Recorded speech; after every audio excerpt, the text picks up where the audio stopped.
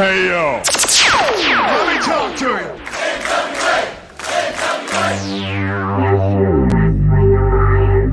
Ladies and gentlemen, welcome to the show. It's time for the Other Alliance Guys podcast with your hosts, Tim, Dave, and Jeremy. And weighing in this corner at about 605 pounds, like that 605 restaurant. It's the Other Alliance Guys. This is a product, a presentation of the alliance-wrestling.com, your number one source for news and rumors for the National Wrestling Alliance. And I am joined by Wrestling with the MMA, Jeremy, and by Scoobs himself, Dave Scooby. How you guys doing today? Doing good. Doing good. Great. Listen, we got a bunch of stuff to get over today, and I'm gonna talk fast for this, guys. So bear with me. We're going to be touching on addition to the USA deep dive and very much a touch on the on Powerrr as a recap. We leave that for the A show, the Alliance Guys podcast on Thursday, tomorrow night. We're going to do that. Jeremy's going to have some UWN results. We're going to be talking at the round table. We're going to belly up to the round table and talk about, do we need to be faithful to the Miserably Faithful? We'll tell you what that means in a little bit.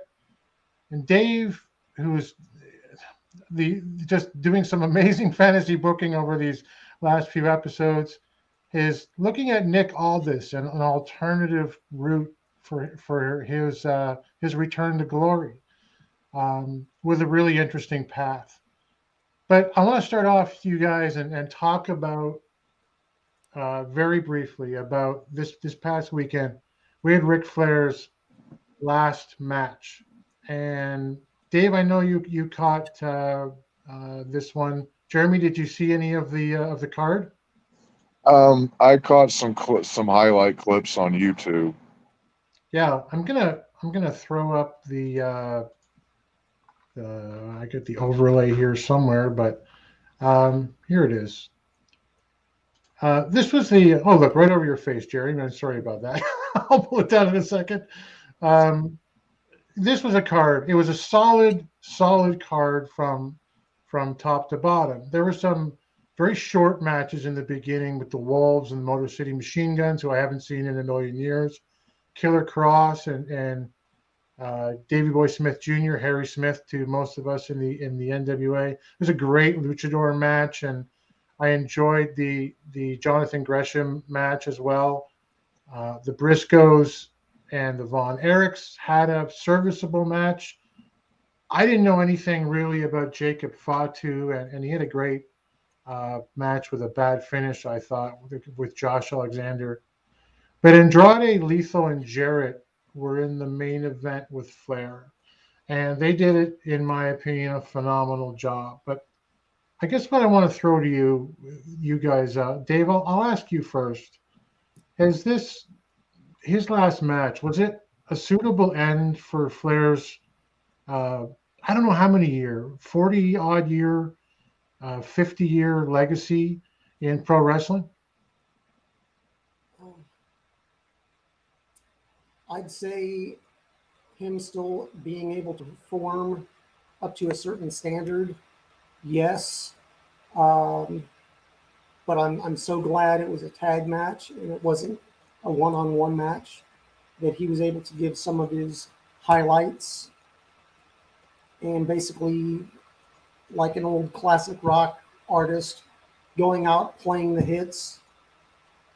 Everybody knew what he could do and what he couldn't do, and I wasn't expecting that much out of him, but I was actually surprised he bled as much as he did. But yeah. I mean, he's Ric Flair, and that's what he does. You know, Jeremy, and I was talking to my girlfriend about this, and we both, like, unto itself, thought that the match was a little bit sad, but given the perspective of his entire career, And given the thought that I had, who am I to tell Ric Flair when he can wrestle and when he can't? Did you think that it was a good end, that it was a nice cap to the end of her career, or was it something that you think largely we could have lived without? I think we could have lived without it, but like you said, who are we to tell Ric Flair when he can and can't wrestle? And I think this time Rick was able to go out on his terms, have the last match that he truly wanted to have, and go out on top and not staring up at the lights. Yeah. Yeah. Which he did for a while. At one point, I mean, they had lifted him up to do a superplex. I gather he indicated that he couldn't take that bump. And from the moment he walked out, he looked hurt. Like Yeah. before the show, Dave was telling me apparently he had hurt his foot rather badly. That would explain the chops looked labored Yeah. and very deliberate. They weren't landing with the impact that they normally would have, and that would, regardless of which foot it was, you're pushing off of one, planting on the other. So yeah, that would make a lot of sense. Yeah. And so they didn't superplex him, but after a vertical suplex by Lethal, which was about the biggest bump that he took overall, he wasn't up again until the end of the match. And I thought, it's kind of tough to see. And then I'm thinking, I love this guy. I grew up with this guy. He was literally the man, for all of my childhood. And it was good to see him, for me, say goodbye. This way, like you said. I think it was an interesting choice. I think I tweeted something like it was awful, the match, but it was oddly satisfying. Yeah. It was kind of good to go. Thanks, Rick. Really appreciate it. So, Unseen Shifter, welcome. Ric Flair Drip, absolutely. Rick Del Santos here. What's up with you, Rick? Glad you're here. Anyway, just wanted to touch on that for a sec. It was an event. Seems like something that we're going to remember for years to come. But let's take our deep dive right away into. Hey, there's the cat. Right, there you go, buddy. Into NWA USA, the Surge USA, season 3, episode 7, I believe. So July 30th, this past weekend, it kind of starts with a strange Comic Sans mature audiences warning, followed by Wrecking Ball, Legursky, and Mercurio, and I thought, oh, that's why. It's the dumb font, so to speak, right?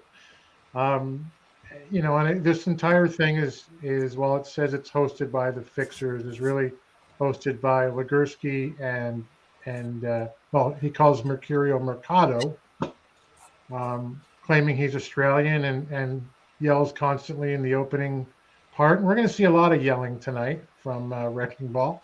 Mm-hmm. But we get to start off right away with the Now, Vic Delicious and Hale Collins, which have had some success in smaller promotions together over the years.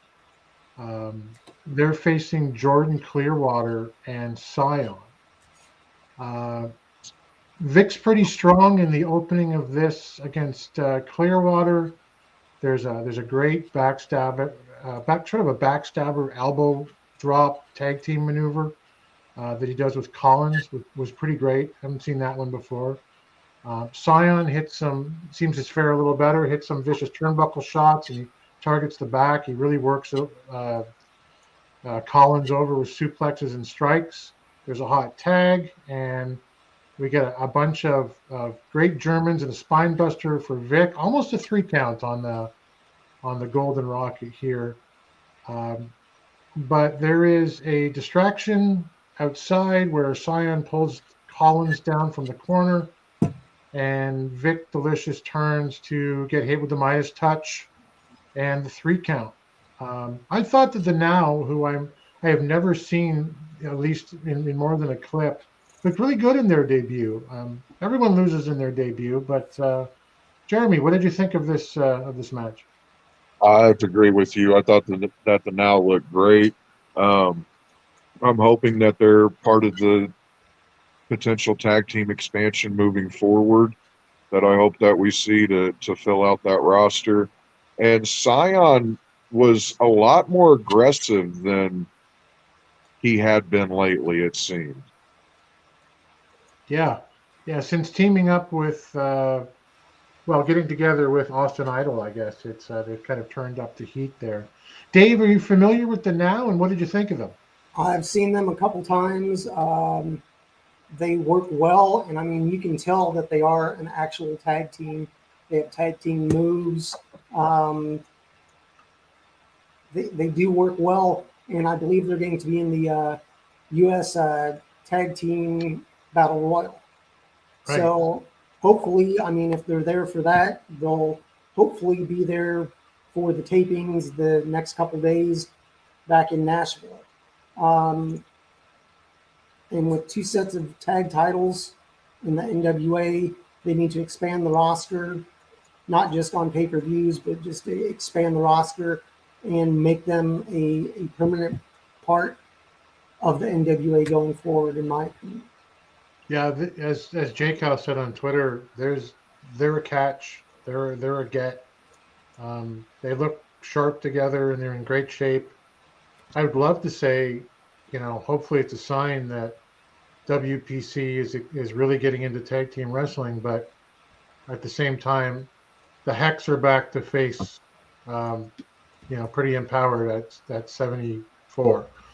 I think that's just due to a lack of tag teams in the women's division, but who knows? Hopefully it will get better.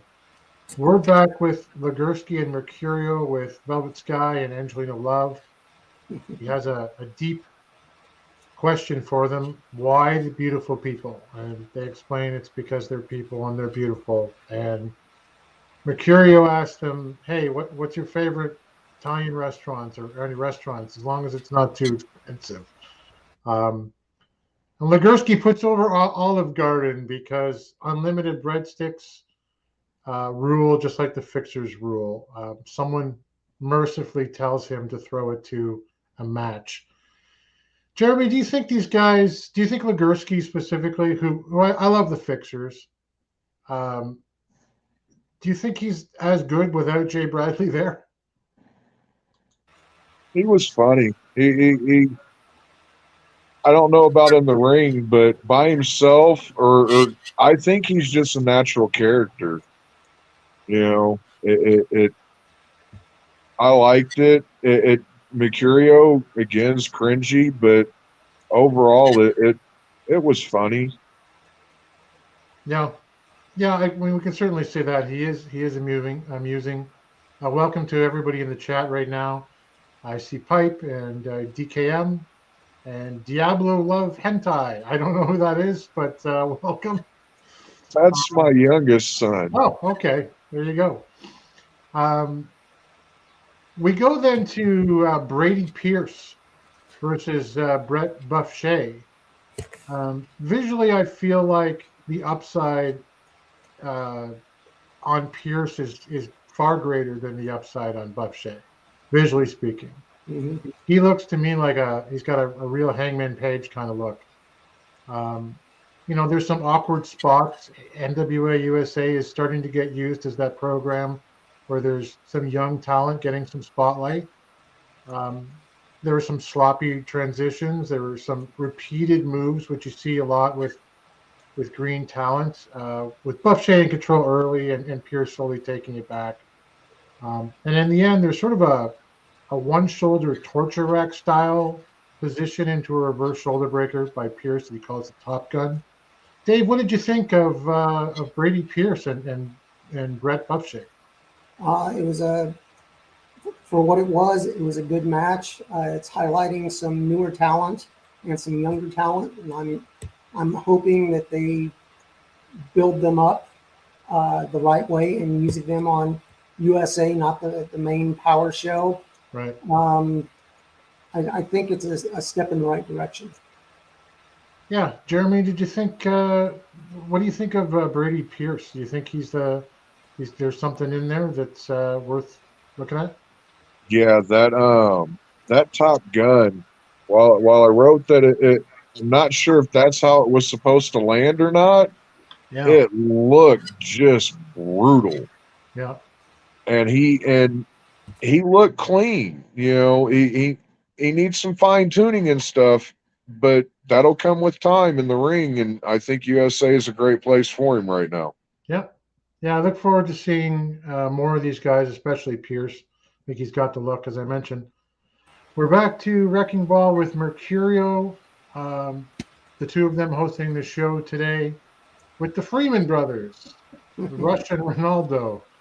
Um, you know, this was a whole bunch of short jokes.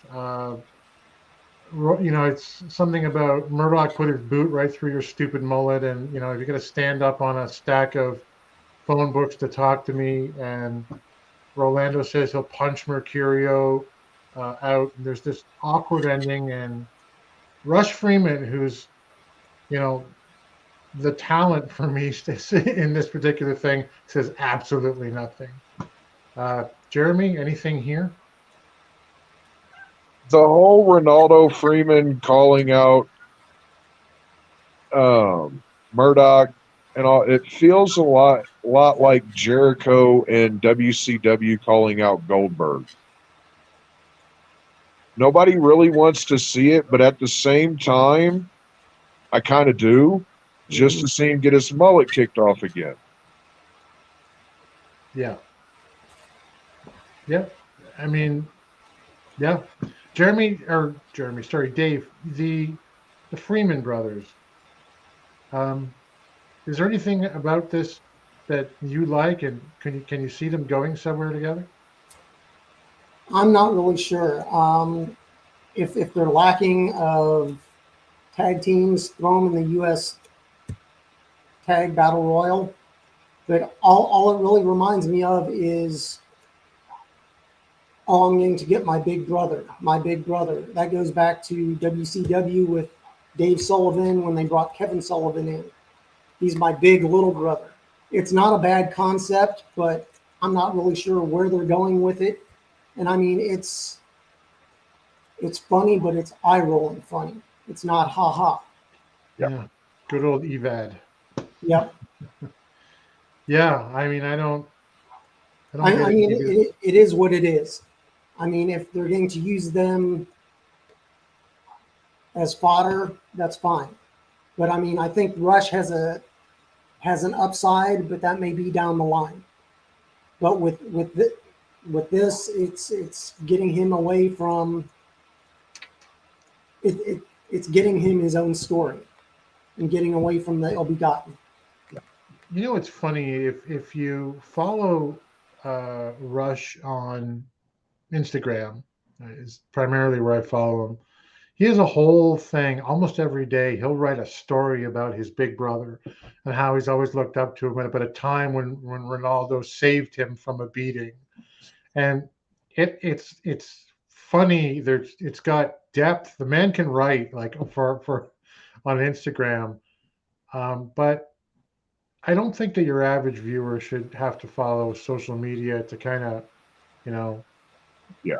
find something deep in something as shallow as this. But anyway, we'll move on. It's Paula Blaze versus Missa Kate versus either Riley or Roxy. They're calling her Roxy in the match. It says Riley on the screen. So maybe she goes by both. Jeremy looks like he might know. Versus I have no idea. you don't. You just saw it, yeah. Versus Marty Bell. It's a four-way match so that someone can sit outside of the ring the entire time. Missa and Paula form a team, and they cause Marty and I'm going to say Roxy to do the same for a time. Paula sits out most of the match on what appears to be an Instagram live feed, which is kind of funny, but at the same time, like, who's taking this thing seriously? I thought Missa Kate looked pretty good in this match. She had some vicious looking shots. She was the most believable for me. There's a miscommunication as Paula speaks Spanish. Missa can't understand her, and Marty hits the protect your neck to on Roxy for the win. Dave, your thoughts about this four-way ladies match? It wasn't a bad match. A little hiccupy here and there. I just don't get into the multi-person matches. And my thought, if you're part of a tag team, highlight them in the tag team matches. I don't know if they're the Hex. They're going for the belts again. I know you want to highlight your talent, but if you're in a tag team, stick to a tag team. Right. I couldn't agree more. Jeremy, your thoughts on the four-way women's match? The question I kept asking was, why wasn't this on Empower in place of the men's tag match? Yeah. Didn't even think why was Roxy labeled Riley? And I couldn't find out anything about. Every time I looked up Roxy, I got Roxy from Reality of Wrestling. Right. Booker T's, and Riley pulled up nothing. So Marty won as she should have. She should have won this match. It was hiccupy, like Dave said. It was a spot filler for me. It was a time filler match for me, honestly. Yeah. And, Dave is kind of, I think, was the first of us to speak up in these little podcasts about continuity not being the NWA's friend, and the little things mattering so much, like you just mentioned. Get the name right, yeah. Right? Put the right name on the screen. In fact, I don't know if you guys noticed, but like even the episode number for I think it was Powerrr this week said like episode 1, and I was like, what? Like they got it wrong on two different places. Yeah. But it's the little things. Dave, you were going to say something on that. If I remember when I was in Knoxville for the tapings, it's Riley Rocket. So he was getting the rock part right, but it's one of those things when they do the tapings. You literally look over and Joe has a folder. Tim has a folder. They have paper everywhere. And doing 4 to 5 hours of tapings, I expect slip-ups here and there. But, if anything, go in and either edit it, mute it, do something. Something, yeah. They put the shows together, so somebody's watching it. Yeah, they have a post-production. Yeah, somebody should say, oh, you said Rocky instead of Rocket. Okay, well, let me go in and we'll bleep out when we're talking about her, or I'll just recut those lines. Yeah. Yeah, and this isn't the stuff that the time where I think the three of us all grew up where, a guy like Jim Cornette would have to sit up in Smoky Mountain Wrestling for all night long, cutting tape and editing and putting things back in. Yep. No one's cutting tape anymore. This is just No. you're paying for time, right? And all Gally would have had to do was just do a quick recording on his phone, Riley or Roxy or whatever, and then just email it to them, and then they just implant that in post. And it could have all been done in that quick.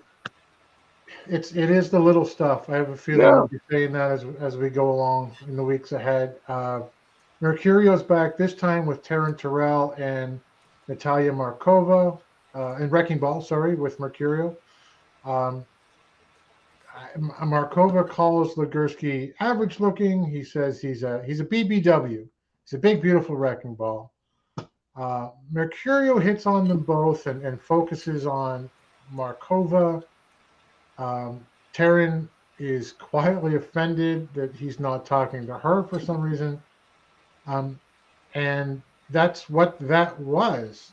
Now, there's a real life thing that I think we all know about that happened with Mercurio, Brian Idol, and Markova, or to them. Jeremy, was there anything in this segment for you? Fringe. Yeah. It's it. No. Yeah. Dave, you remember the purse snatching incident that Yes, I Brian do. Idol, and Natalia Markova. For anyone, we got a bunch of people on right now. Welcome, who haven't heard the story yet. I think we've talked about it for 3 weeks in a row just by chance. But they were on a plane together, Mercurio and Natalia, going back to, I believe, their home state of Florida. And while disembarking the plane, Natalia noted that her purse had been stolen. So they did a Find My iPhone and tracked it about 40 miles to a Walmart and accosted the guy who had it in his possession, chased him on it was captured on a Walmart video, tackled to the ground. Ultimately, she got her purse and her phone back, and no charges were pressed. But Dave, do you think that there is a connection with that real life incident that is maybe pulling the two of them together storyline wise? I mean, I'd run with it. Yeah. I mean, why not? I mean, some of the best wrestling is reality based on something. Right. Run with it. Yeah. I mean, it's a cool story. If you're not going to have her go after the new women's TV title, run with it. Do a love story. Right. I mean, the segment did end with him, touching her hair and I think his own at the same time. So maybe there'll be sort of a. That was just a little creepy. Yeah, it was a little creepy. A little creepy. Yeah.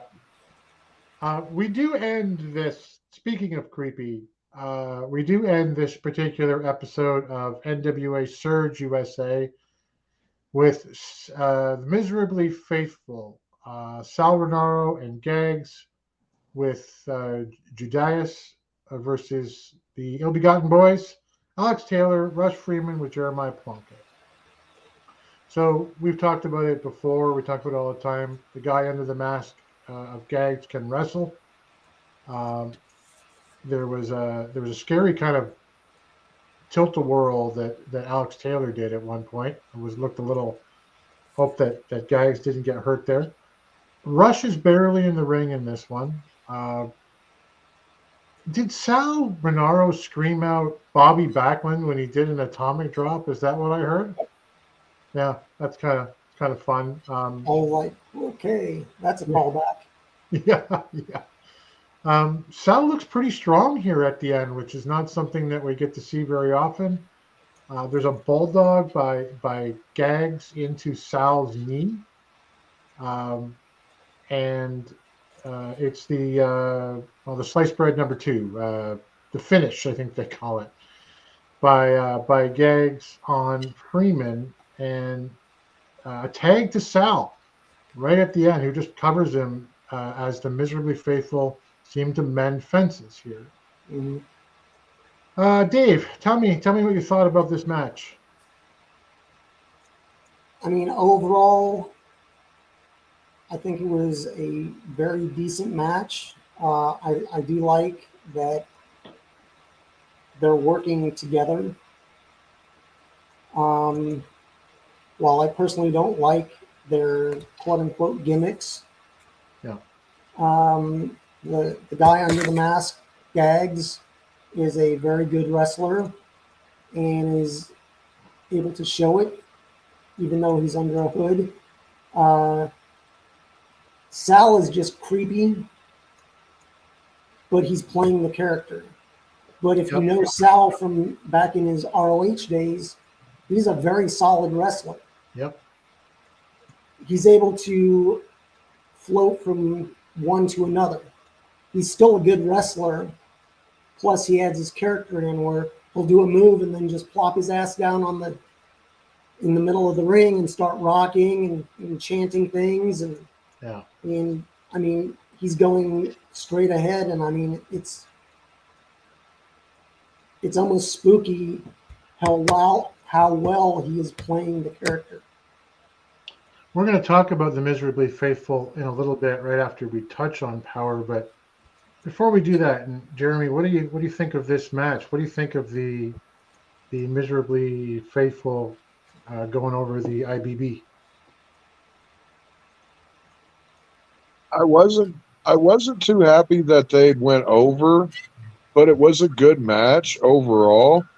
I want to know who sits on the NWA board, because this was another special circumstances match where you have people out at ringside.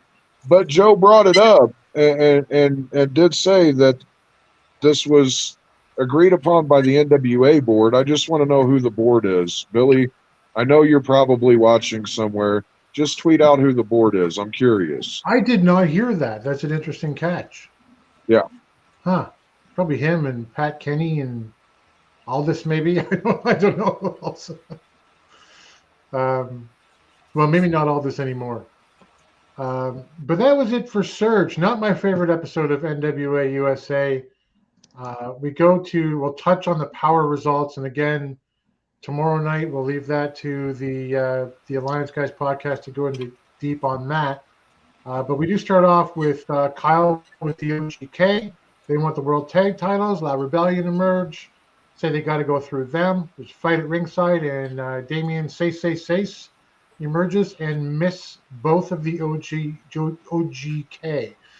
I guess that Dave. I guess that the La Rebellion are heels now.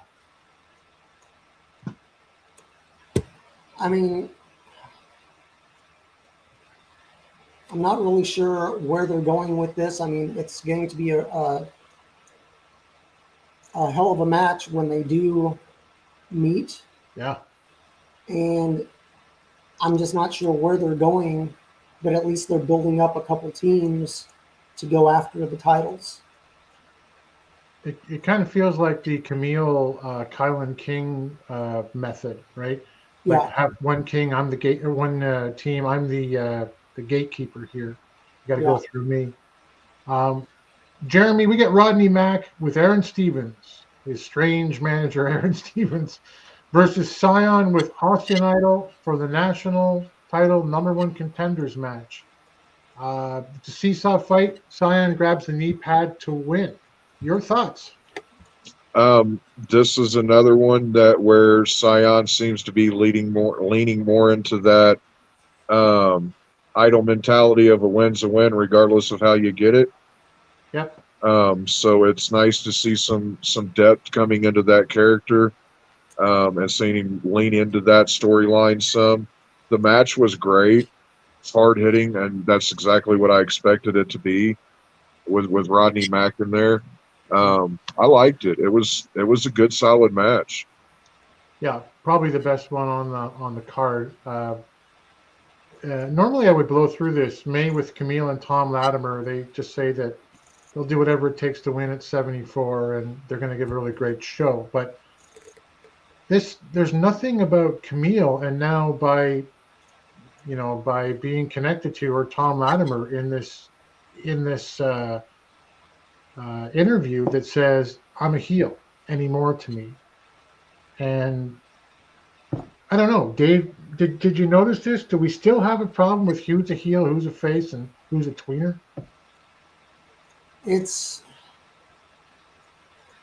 very difficult to strictly be bad or good. You can be the super baby face, or you can be a heel, but a lot of it, the crowd decides. Yeah, that's very true. So I mean, when they're not in the ring, they don't have anything to pull energy from. So if they're doing an interview, I mean, they can be snarky as much as they want to. I mean, I personally love Tom Latimer. Yeah, me too. From back in his Bram days, he's just no nonsense. Let's go and fight.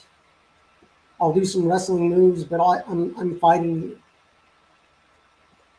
Yeah, 74 at the main event when he stood at the microphone in front of Billy was one of my favorite Latimer moments, where he said, "You never thought I was a main eventer, but I'm telling you right now that I am, and I'm not leaving the ring." I thought, finally, we're going to get some Tom Latimer, the Tom Latimer we deserve.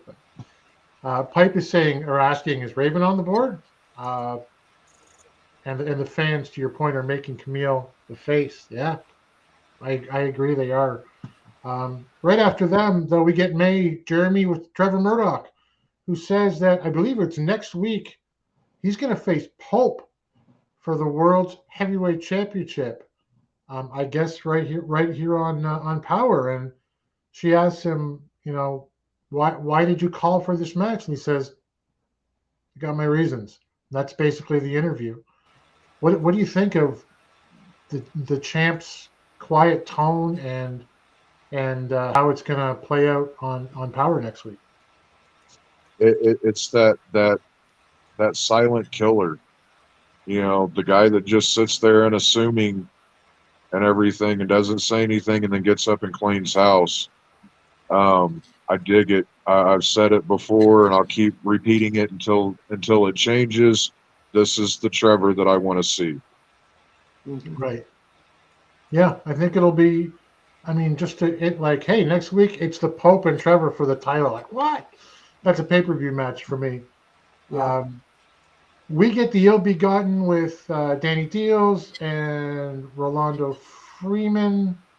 So we're kind of back again from USA. Jeremy's holding his face. Versus the Miserably Faithful with Father James Mitchell. I almost said Father James Minister. It's a team war where you can pin a guy, submit a guy, or throw him over the top rope and he's out. I believe it's all pins and submissions in this one. Could be wrong, but they trade those pinfalls and submissions back and forth, and Judeus beats Alex Taylor at the end with a crucifix bomb. Jeremy, talk to me about this one. What did you think?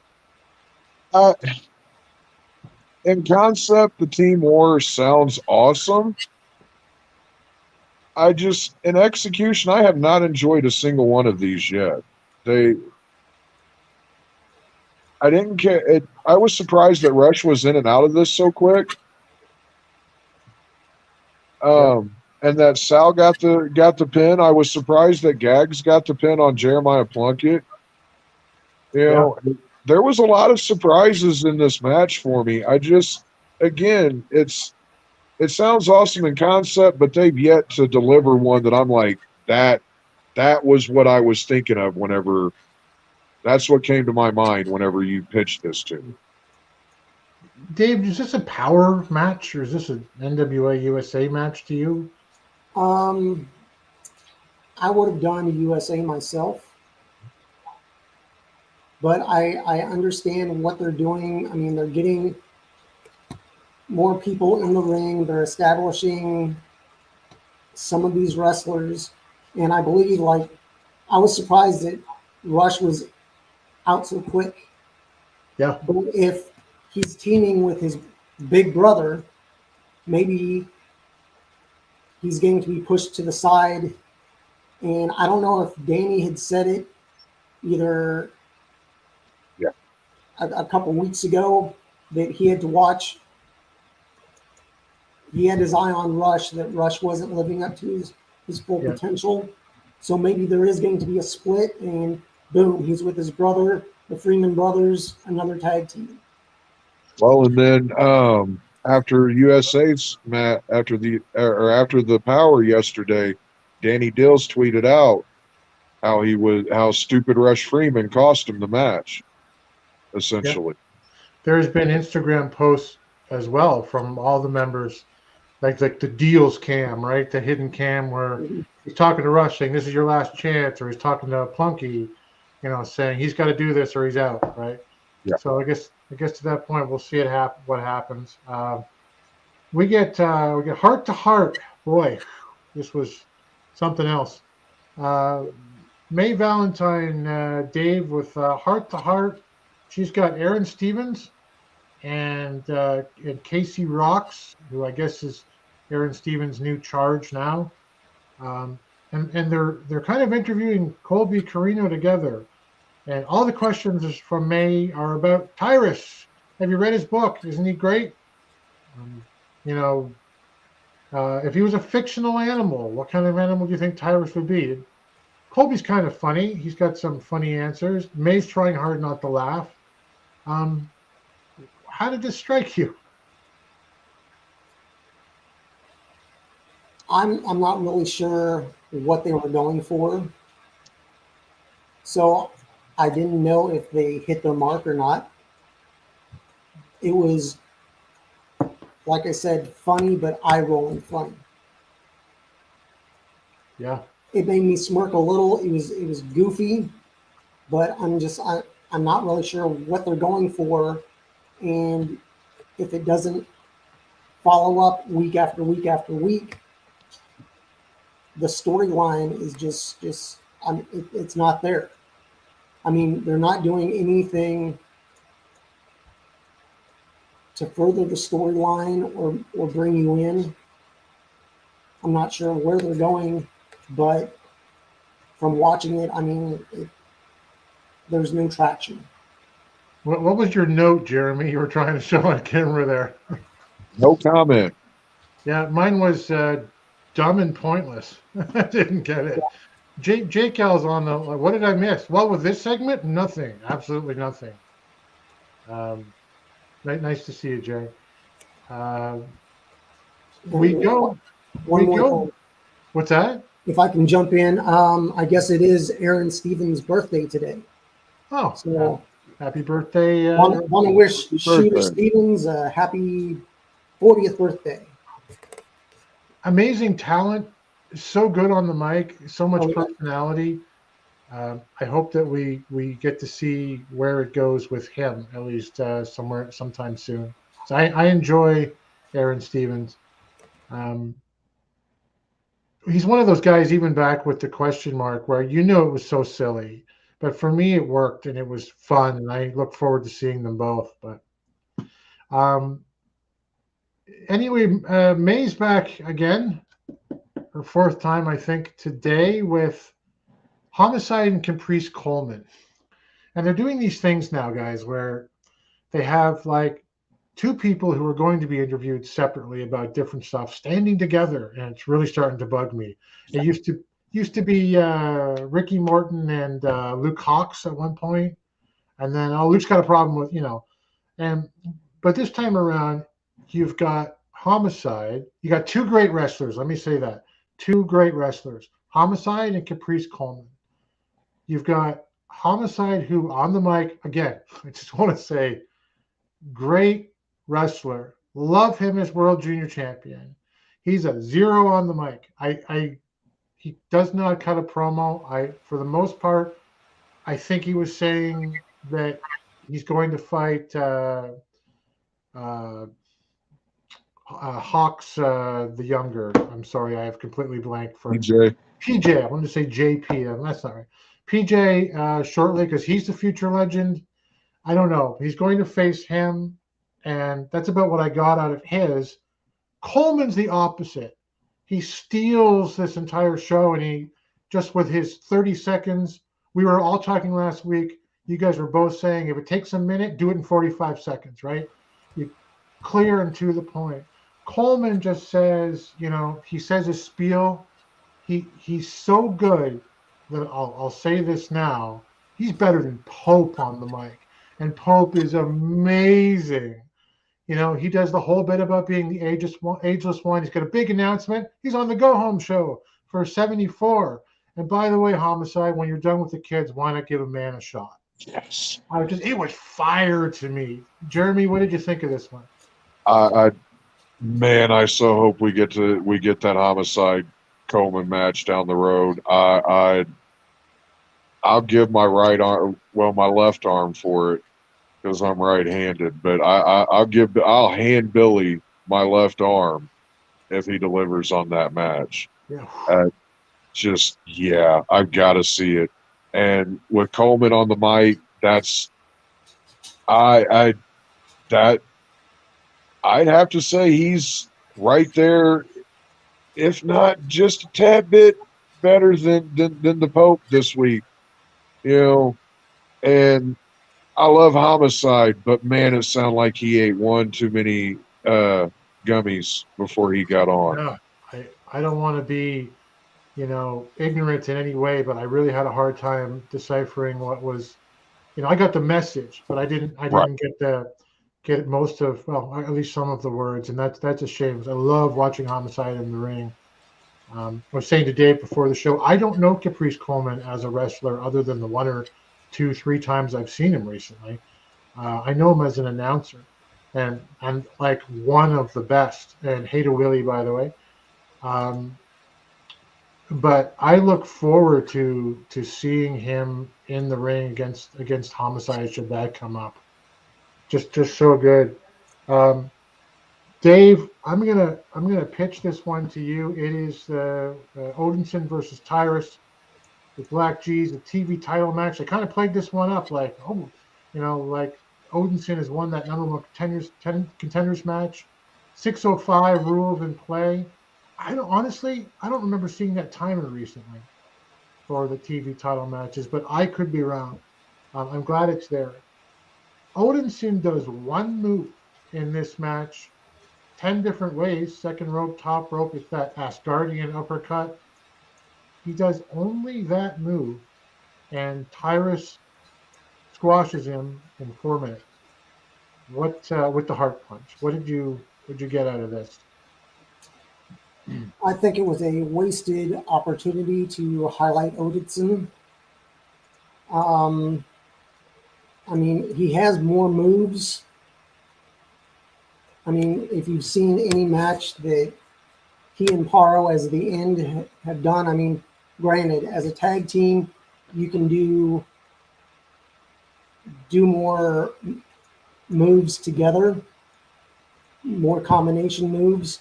I think he's just lost because he's been part of a tag team so long that he's only used to doing quote unquote half the work. Yeah. That unless they're doing combos on an opponent, that you go in, do your part, tag out to the next person, tag out to your partner, and just wait until you get the tag back. I mean, I think he could have a good run as a singles wrestler, but he needs to widen up his all the moves that he does, and definitely work on talking on the mic. Yeah, I agree, Willie. Laredo Kid versus Homicide. Yeah, take my money.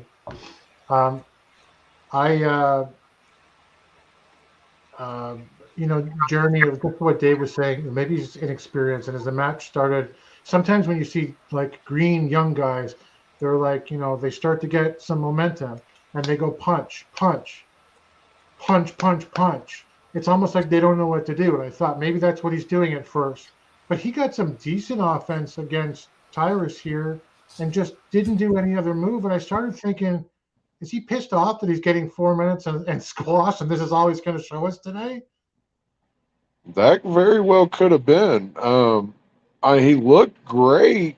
He was able to get Tyrus down and even get a pin attempt, if I remember right, which is more than a lot have done.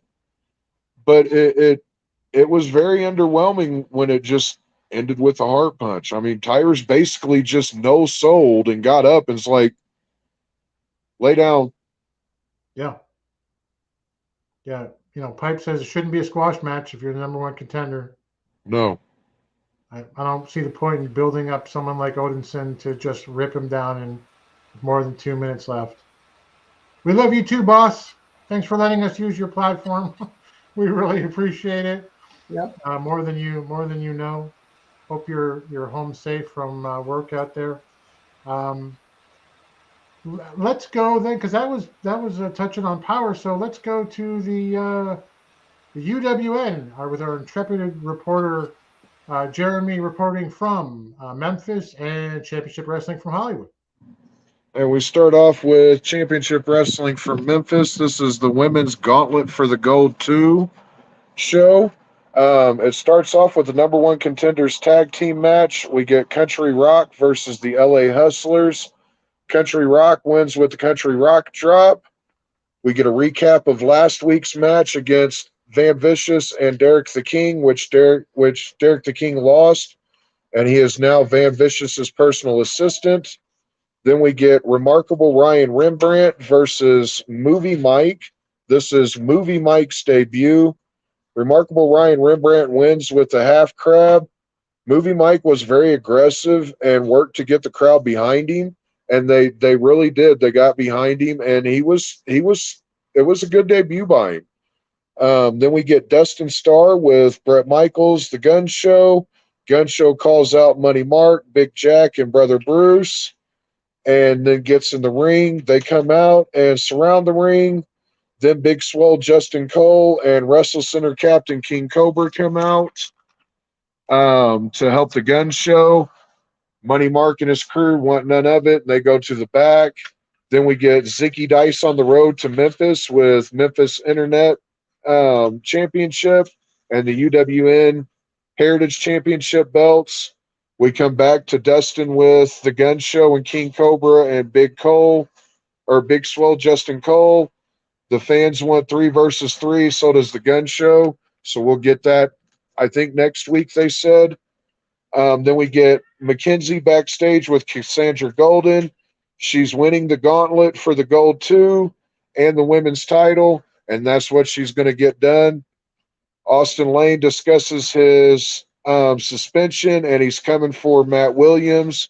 His suspension ends later this week, and he will be returning next week. Then we get the main event, which was the women's Gauntlet for the Gold 2. We start out with Shalance versus Nyx. Nyx appeared to have been attacked before coming out. Shalance advances with a discus elbow, and then out comes Rebel Kell. Shalance attacks Rebel Kell before she can get in the ring, but Rebel Kell ends up advancing with a Falcon Arrow. Then we get Cassandra Golden out next. Cassandra Golden ends up winning, and then out comes Dirty Diana Taylor with the Hollywood Click. Jimmy Blaylock gets on the comms. Dirty Diana Taylor wins after the ref takes a bump, and the Hollywood Click's personal referee, Ray Ray, comes out and counts the 3 for Dirty Diana Taylor, who delivered a DDT in the middle of the ring to Cassandra Golden, and Dirty Diana Taylor, now Dangerous Diana Taylor, is now your Memphis Women's Champion.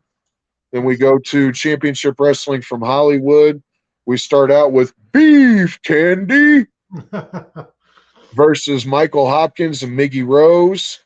Flex gets the pin on Miggy Rose, but a wild guy, Tweakazetti, appears and announces at Golden Opportunity it will be Beef Candy against the Midnight Heat.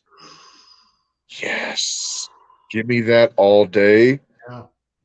Then we get Lord Crew with Halston Body and Dustin versus Dustin Daniels.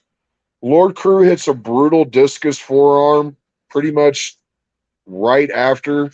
I think Dustin tried to get a little bit of offense, tried to get a German on him, and just failed miserably. But then he finished it off with the Earth Shatter, that sit-out jackknife that he does. It's I can't really describe it. Right. You just got to see it. So tune in on Sundays. Then we get a video package of Jack Banning with the Institution.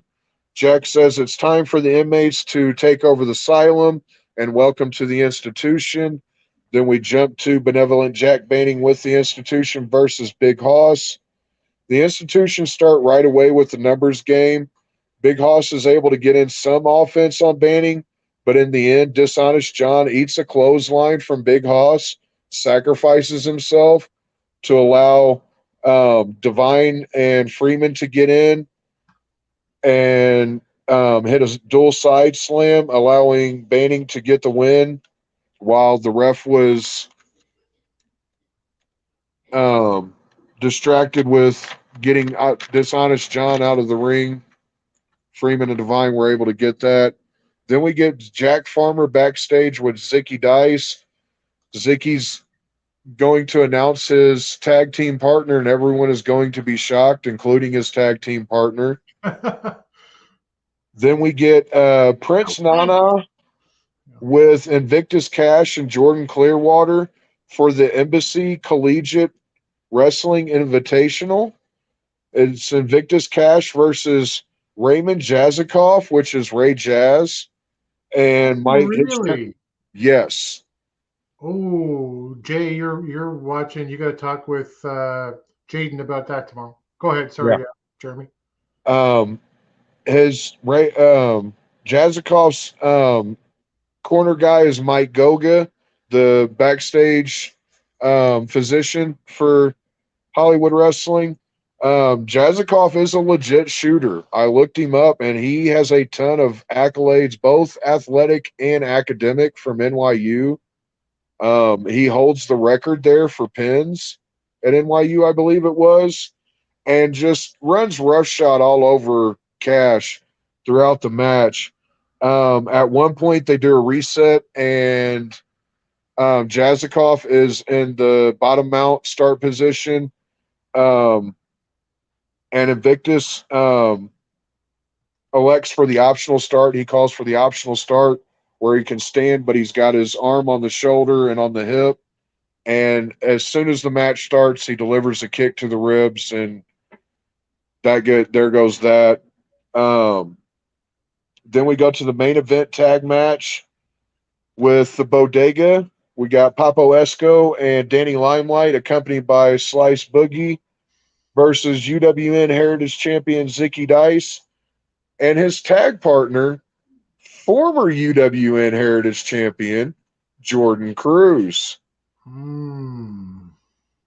Zicky hits King Fat Boy with the title belt while the ref was checking on a down Danny Limelight outside, which allows Cruz to get the roll up for the 3 on Papo Esco. Wow. It was a shocker. The crowd was kind of silent for a second there whenever Cruz came out.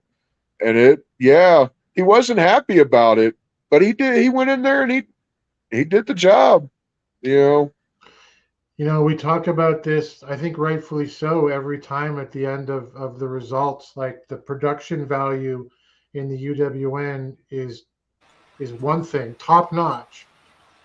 They get things right. There's continuity because it's a Dave Marquez show, but at the same time, you're also getting stars that J Cal and the guys on the main show have told us about for a long time now. In Papo Esco, we had an interview with here recently. Yeah, Jay did, and Danny Limelight, which has been a friend to the Alliance for a long time. These are really amazing. I didn't see this one. I got to go back and watch it, but that is something worth watching. The entire show was great. Both of them, Memphis and Hollywood, are just nailing it for me, storyline wise, with people that they've got coming in, people that they've got already on their rosters. It's just great stuff all the way around. Yeah. The chat is talking right now about. Well, I think Willie started it. Thank you for that, Jeremy. Willie, it would not be Willie Bowen would not be. It would not be a Willie Bowen day without a Willie Bowen joke. Tyrus's entrance, caution wide load approaching the ring. So, that's it. But, Jay said, my problem is, what can you do with Tyrus? I don't know. I don't know that any of us especially want to find out. 74 is kind of growing on me in the sense that it's different. I know that main event's not going to go very long, but unless, like Dave suggested last week, it's title versus title. I don't really know that it draws anything. Hype said Tyrus is giving the NWA exposure on Fox News. He sure does. In a way, you have to give him any title to promote. Yeah, That's kind of, yeah. yeah, and that's a bit scary when the quality of wrestling is not as high as than the amount of exposure, the number of social media followers that it's here. Hey, Dodie is here. Hey, Dodie, you watched Tyrus again. It's actually not that bad. You just do what you expect as a limited giant heel. I don't want him to be world champion though. Yeah, he's. I'm always hesitant to say, hey, I don't like a guy, and I think you know, he's not that great because I don't ever want to say that any of these guys are talentless. They're not talentless. He's just a larger, older guy, and he's been through a lot in his career. He's amazing on the mic, and as we say, gives great exposure. I don't want to see him as world champion either. So there you go. Hey, and Willie's putting over championship wrestling from Hollywood as well as Powerrr in USA and Impact. Yeah, Willie's in the chat every Saturday and Sunday with me. Every Saturday and Sunday morning, you can catch Willie Bowen in the chat too. Yeah, he is a regular in our stream. Really appreciate you being here, Willie. I don't want to spend too much on this one as we move into our roundtable because we're at the hour mark. But I do want to ask the question: do we have to remain faithful to the Miserably Faithful? And really, what I mean by that is you have the largest group in the NWA. They largely themselves have really no direction. They haven't won anything. They're sort of they've been on Powerrr and USA this past week against the ill-begotten boys. What do we do with them as a faction? Well, I'll start with you, Dave. If do you chase titles with them? I mean, if you do that, do you split them up into different title groups, or what do you do? I'm not really sure that they're a group that goes after titles per se. That they're basically a plug and play. That if you need somebody in as an opponent in this situation, you could do that. I know that they've had. I mean, you have Sal and Gags as a tag team, but you could also push them for the junior heavyweights if need be. They can tag when needed, but I'd rather see them. I mean, it looks like they've mended their fences.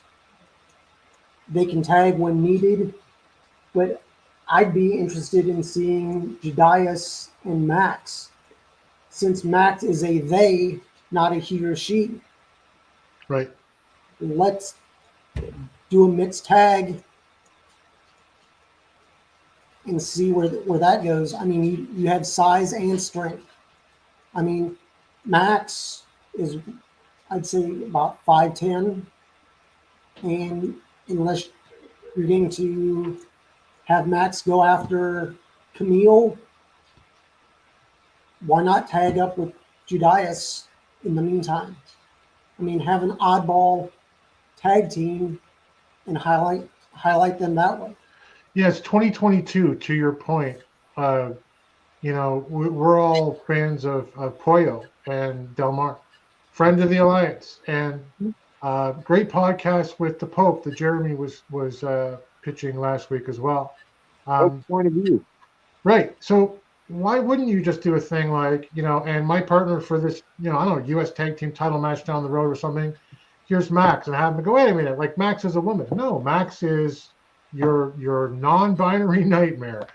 They can go to either division.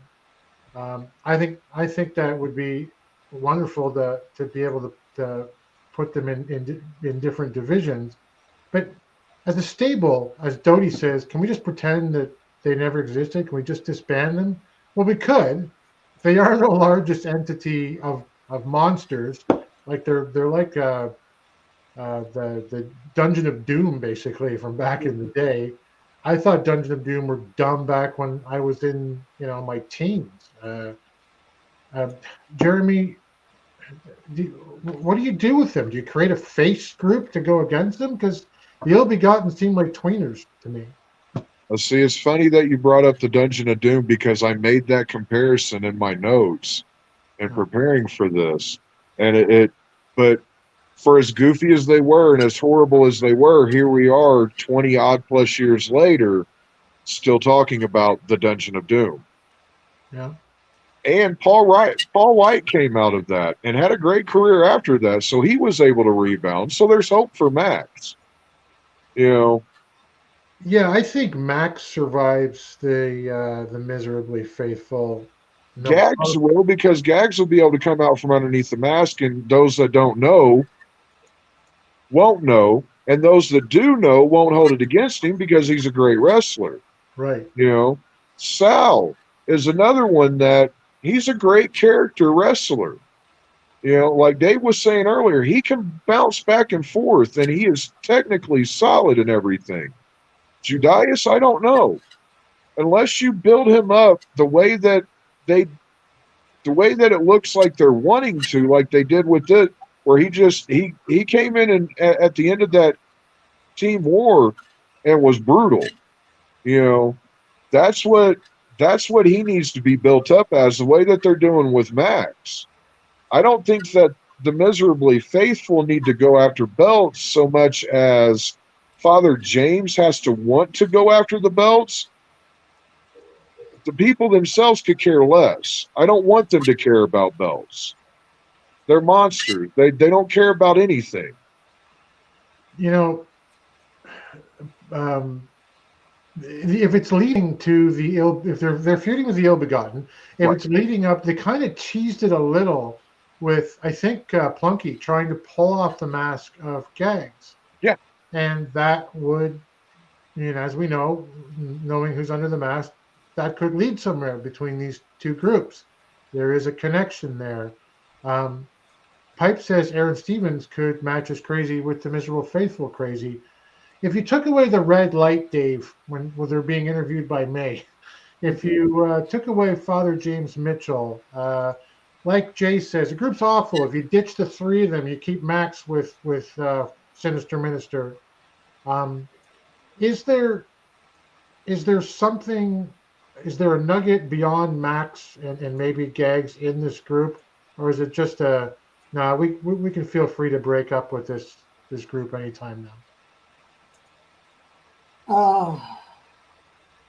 I mean, for his size, Judas should be doing more. I realize why they put Judas with Sinister Minister. I've watched some of these old matches. He can go decent in the ring, but has no presence on the mic. Right. Is very good at giving the death stare, but that's about it. Right. I mean, I'd go with just highlighting Max. The others won't fail by themselves because half the time James Mitchell isn't out there supporting them during their match. Right.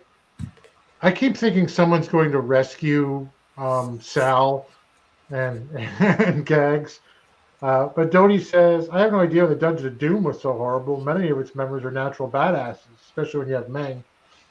Yeah, but when I think of Dungeon of Doom, I think of the Yeti. I think of Abdullah the Butcher was the first wrestler I ever saw getting strapped into the dumbest electric chair ever in that Tower of Terror. Just bad. Yeah, that's hilarious. Yeah, just that bad stuff. But Tony also says, I don't know why I never got Judas's appeal. He's one of the most unappalling one in the NWA. Yeah, I don't know what there is to him too. I kind of wish they would just honestly, I think as we've sort of said here, quietly make it go away and take those nuggets where there's something there. Maybe the ill-begotten are something that you can get over here, although they have lost, if I remember, USA and Powerrr this week twice to them by unmasking Gags and helping out Sal. I don't know, but there doesn't really seem to be much here. Pipe says Meng was a Dungeon of Doom by himself. Yeah. I guess in the end, and we've gone a bit too long on them already, but this was funny. I mentioned now we're going to talk about them on on Twitter today, and I was sent this by Danny Deals. He put this up on Twitter. Yeah, the Miserably Delicious with all of the pieces of the cereal. Awesome. That is awesome. You say there was a werewolf one? It's like, yeah, the fruit brute. So Yep. yeah, I did not remember there, but yeah, yeah. Again, just not too much for me to engage with in Miserably Faithful. I feel like it brings kind of down the show, but it is what it is for now. And I guess we're gonna, one way or another, we're gonna see how it goes. Willie tells us that Tyrus can tell stories in the ring while eating 1,000 hot dogs. At what? And also the Fixers will be the new U.S. Tag Team Champions. I agree. Jay took them for the Crockett Cup. I would take them for the U.S. Tag Team Championship. Yep. And well, we all agree. Unanimous. Fantastic. But to our last item for today, as we think maybe we ought to break up with the Miserably Faithful, and that is booking Nick Aldis. Dave Scooby, our fantasy booker in the house. Is there another path to glory for the National Treasure? Dave's got an idea. Dave, tell us about it. Well, depending on what happens at 74 and if the situation with Billy Corgan is a work shoot or a shoot, have Nick go after the TV title. That's really interesting. If he goes after the TV title and ends up winning the TV title with one defense a month, he could hold it till next year's Crockett Cup. Right. If he wins all 7, he can go for the heavyweight championship, whoever holds it at that time. But by that time, or even before, Cardona should be back. If Cardona doesn't go after the championship, he could go after the TV title. With winning a TV title once a month, twice a month, you're on TV. If you're the champion, there's no way they're not going to put you on TV if you're defending the belt. Yeah. So who is holding him back? I don't know if it's an actual shoot, but wherever they're going, I mean, they piqued some people's interests. I just hope they can work out whatever problems they have, because unless Nick would go to Impact and they end up doing the Magnus again, there's really no place for him to go. I don't see him. I mean, granted, he's out wrestling the quote-unquote independents, but there's no major company that I would think would bring in Nick Aldis. He has an air about him that he's better than now. Right. You know, the chat is kind of saying they see other paths. A Dane and Aldis feud from Sean Mega. Hey, Sean, good to see you. Pipe is saying TV or national titles. National's a faster route. I don't think it's faster route to the World's Championship. It used to be in the 80s, if you were, or the 70s, if you were the number 1 contender, you would get ostensibly that shot to add the title above you, so to speak. You know, Willie's saying I'd rather see Jack Stain versus Trevor Murdoch. But I think you're onto something here. I thought, Dave, that, you know, well, that would lock up the TV title for a really long time. Tyrus has sat on that title for 100 years now, and I think it's an excellent plan. Jeremy, I kind of see Dave's plan as playing out like, all right, you're going to screw me out, Nick Aldis. You're going to screw me out of my my WON one opportunity to at the World Heavyweight Championship. I'm going to take your TV title. I'm going to crush everybody in my path. I'm going to win 7 matches, and I'm going to get my shot that way, and you won't be able to do anything about it. What do you think of Dave's plan? I'm all for it. Yeah. And I'm not an Aldis guy, but that, again, Dave knocks it out of the park. I'd put him on the payroll, Billy.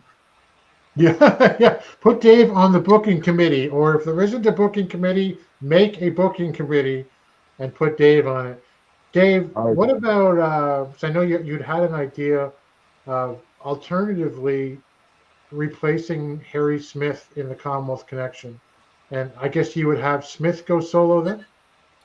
Have Smith go solo. You could do a quote unquote injury angle, or have Smith be called out for some action, and then maybe him and Dane get into it. Who knows? Yeah. But I've seen that. I guess the British Invasion are actually doing some touring and doing tag team matches again. So, rather than muddy the waters and go, oh, we're the Commonwealth Connection, we're the British Invasion, either that or make them a 3-man tag where, I don't know, Freebird rules.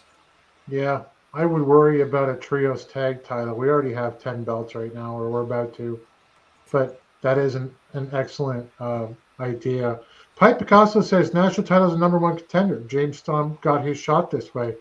I'd forgotten that. I don't think anybody else has who's had the national title. Well, Aaron Stevens did get a shot at 10 pounds of gold, but that wasn't when he was national champion, I don't think. Jax isn't gunning for the 10 pounds of gold, but it's a good point. We were talking about this a couple of weeks ago and whether or not that's still the case. And we would like the NWA to kind of clarify if that's happening. I think those are great ideas, Dave. And that is the end. That's the end. That's it. That's everything on our list. So I want to thank everybody in the chat for joining us today. I'm not here next week. Hopefully these two lads will carry on without me and keep the fight going. I'm camping, so I'm away on vacation. So here we are on social media. Where can they find you guys? You can find me at HJWOTS only on Twitter. He's a Twitter man only. Dave? I'm over on Twitter and Instagram at Dave Scooby. And I'm on Twitter at NWA Gold _ and NWA Championships everywhere else. Tune in, please. That's Tuesday. Thursdays, tomorrow night at 8 p.m., 5 p.m. Pacific for the Alliance guys. That's where Jay, Cal, DKM, and Jaden will be breaking down in a deep dive of Powerrr from this week. They talk about all things NWA. They go really deep into the really fun stuff that they're seeing and in the company and what they hope for and what's happening outside. It's the A show for a reason.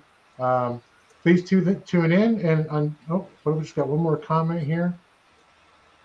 Make sure you're packing up insect repellent. Yeah, I don't know. Bugs don't seem to bite me too much. I guess it's just that Canadian blood. But until next time, for me, a couple of weeks, hopefully just a week for these guys. I'm trying to gear up the thing here, Jay. There we go. How do we sign this one off, guys? If you can't be good, be very, very bad. Thanks for joining the stream. This has been a presentation of Alliance-Wrestling.com. We genuinely appreciate your support. Would you consider subscribing so you'll never miss a future episode? I'd also like to remind you we do a live stream every Tuesday at 5 p.m. before NWA Powerrr. You can find us on social media at The Alliance Blog. And until next time, we are The Alliance.